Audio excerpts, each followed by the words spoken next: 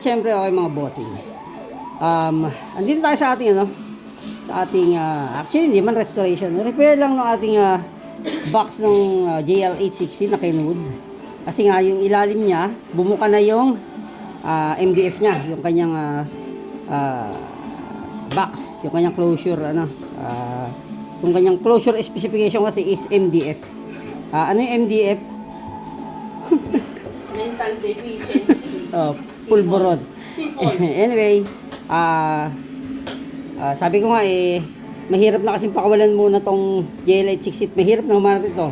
Sabi ko ngayon lang may dumating sa akin na ganito ngayon lang may duman. So, ariin ko na muna to. Yung status ko ng speakers is very good. Okay na, okay pa naman. Then, susuportahan ko na lang to ng aking tusunra na sa booper. Mga bossing. At supportan na natin ang Hyundai Philips. Ng Sansui na yun. So, ang laki nung angat ito mga bossing. As in, ganito siya siguro mga 2 or 3 inches. Mga 2 inches may git. Tsatsagain mo lang talaga sa wood screw na block.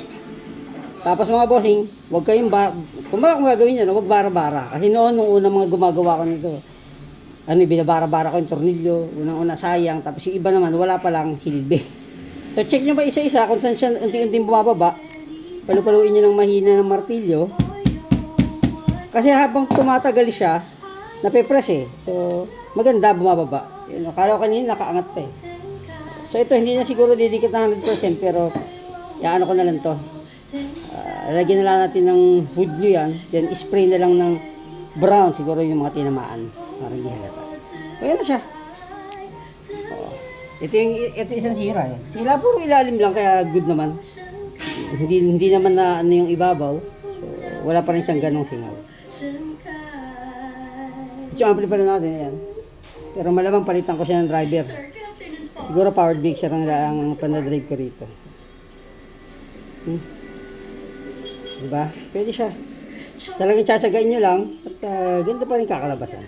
Kaya dahil marami kayong mga wood screw na ganito, na black. Bibili Shopee or sa hardware.